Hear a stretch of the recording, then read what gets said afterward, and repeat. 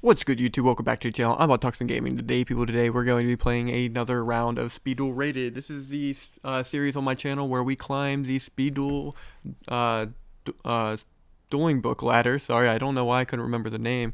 But yeah, we're playing Beatdown, Kaiba Beat, and we're actually playing against a really unique Volcanic deck, and it's not the one you would like normally see, right?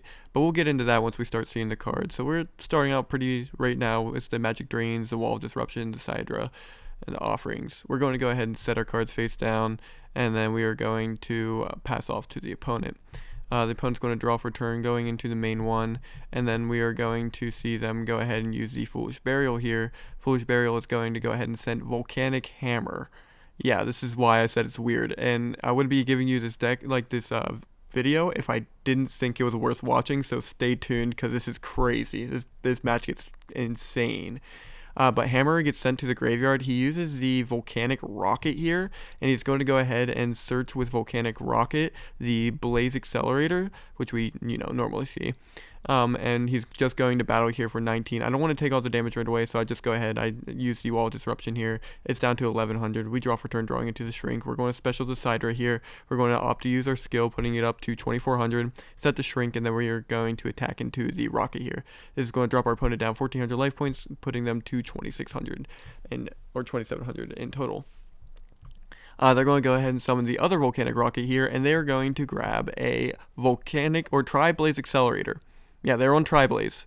And I was like, am I playing against a Doomfire deck? Like, I was so confused. He goes ahead and plays the Blaze Accelerator here, then goes ahead and uses Tri-Blaze here. This is going to send that. We're going to go ahead and we're going to Magic Drain here on activation, but they go ahead and send Wildfire to graveyard, which was like crazy to me.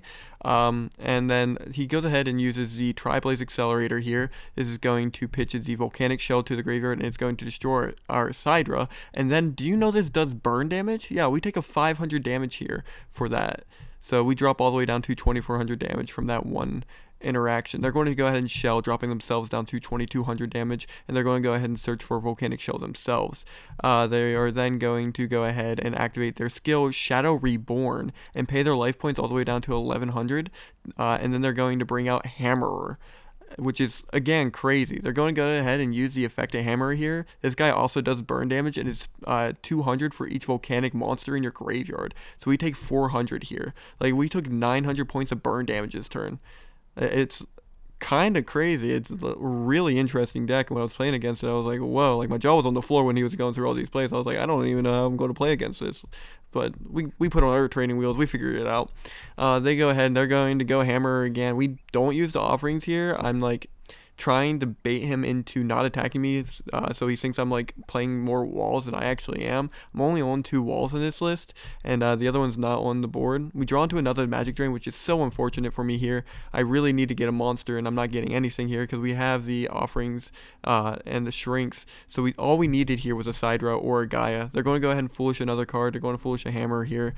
On Resolution here, we can't really let this continue. So we go ahead and we just offerings here on the Hammer, sending it to the graveyard. It goes through. They go ahead and go to battle here, and we're going to have to use the offerings here again because we're not getting a draw phase next turn anyway. We can't let this guy stick. So they're going to go ahead and pass the turn off to us. We don't get a draw, so we just set the Magic Drain and pass, and then they're going to go ahead and draw for their turn. Going to the main phase, they just set one pass. We know this is the shell because they searched it earlier, and then this is a bluff as well. So we're going to just draw for turn here, and again, it's not the monster, which is so unfortunate. So we set the Dust Tornado face down. They go ahead and they tribute for the Hammer. Hammer uses its effect, and it burns us for a total of 1200, it looks like. Yeah, there's 6 cards in here, so it's going to be 1200 damage that we get burned for, and even with the Shrink face down, that's still enough damage to just kill us here. It's just was incredibly oppressive. I was like, holy cow, what am I going to do? I feel like if I offering sooner, I would have been in a better situation, but it's really hard to like determine that because like I had no monsters. Drawing here, we go ahead and he goes ahead and Foolish Burial, sending the Volcanic Shell to the graveyard. Uses the shell here, and he pays the 500, grabbing the shell back from the grave. and then he goes ahead and summons the rocket here, and this gets the Blaze Accelerator. And then they pass the turn off to us. We're going to draw into the Dust Tornado. We go ahead and summon the Gaia and set our cards, and then use Beatdown here onto our Charging Knight Gaia, making him a total of 2200 attack. This is going to then make our opponent lose 300 life points, and we're going to pass the turn off to the opponent here. The opponent draws for turn, and they go ahead and they try to use 3 Night Beams as if they were a quick play, and I was like, that's not how this card works. You have to do it one at a time. I have responses. And so they go ahead and they use the Night Beam, the first one anyway, and they target one of our set cards, and of course it's the Zoma. This is where it matters, exactly where it matters. And so they target the Zoma here, and then so we just chain Dust Tornado targeting the Night Beam, and then we're going to use the Zoma and chain to that way it can't get destroyed by Night Beam here. Is going to summon it to the field in defense mode. Then we're going to use the Dust Tornado secondary effect here and set our spell or trap card from our hand to the field. This is good in my opinion because we just saw that the 2 of these other cards in hand are Night Beam. So I was like, alright, so we're going to set this Blaze Extermination, and we're just going to make him hit the Nobleman of Extermination, my bad. And we're just going to make him hit the Nobleman with the other Night Beam because he gave us that knowledge. So we go ahead and set it face down. I'm explaining to him what I just did. He goes ahead and he Night Beams here. This is going to send the Nobleman of Extermination face down, and then Night Beam again is going to hit the Offerings to the Doomed. All that was just to bait the opponent. They're going to pay half their life points here, and then they're going to summon the Volcanic Rocket here, and then this is going to allow them to go ahead and get the Tri-Blaze Accelerator from the deck. They're going to use the Blaze Accelerator. They're going to then use Tri-Blaze Accelerator here, sending the Blaze Accelerator to the graveyard. Then they're going to use the Tri-Blaze here. They're going to send the shell to the graveyard, and then use the shell to pay 500, and then grab another shell from deck, and then send that shell to graveyard, and then destroy the Gaia on the field. And we'll take a total of 1,000 damage from this. He reminded me to let me know. I don't play against this card enough. I wouldn't be able to tell. But all 3 shells are in the graveyard along with all 3 Night Beams, so we're pretty safe from back row destruction now too. Drawing for turn, we draw into the Mind Crusher, which is so unfortunate, but I know that I could probably set it and bluff it face down as a Wall of Disruption, even though I sided them out, or sided one of them out, but it didn't work in the way I planned it to. So I just, use the sync emoji here, make my opponent think I have something when I really don't, take the 19, and then turn gets passed off to me. We draw for turn, drawing into the Sidra, which is exactly what we need here. We special the Sidra, and then we go ahead and give it a 300 boost.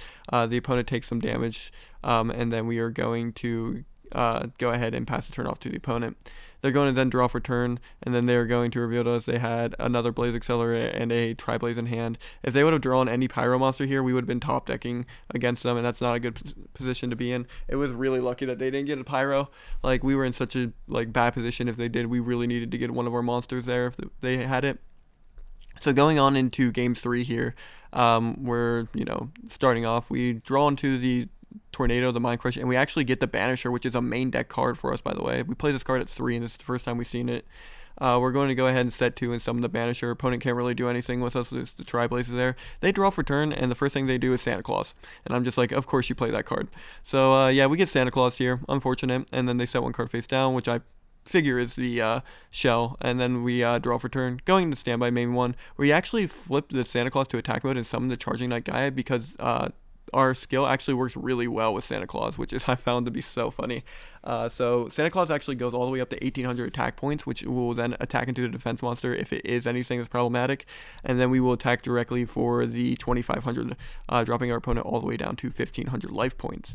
Passing the turn off to the opponent here, they go ahead and they draw for turn. They reveal another Santa Claus here, and then they summon it, and then they go ahead and tribute our Charging Knight Gaia for it. Again, it's like we still got 2 Santa Claus, so I'm not exactly worried about it, but they pay half their life points just to get the shell out of the graveyard so they can use it for a tribute summon for their Hamerer, which I thought was a really unique play here. They are going to use Hamerer's effect, which makes sense to me.